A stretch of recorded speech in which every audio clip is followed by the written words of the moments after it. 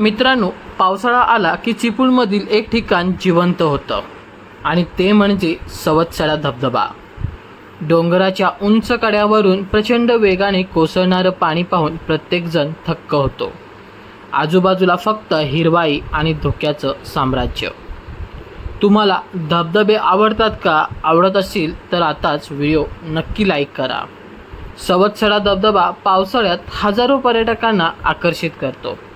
लोक इथे photo, reels आणि व्लॉग शूट करण्यासाठी मोठ्या प्रमाणात येत असतात.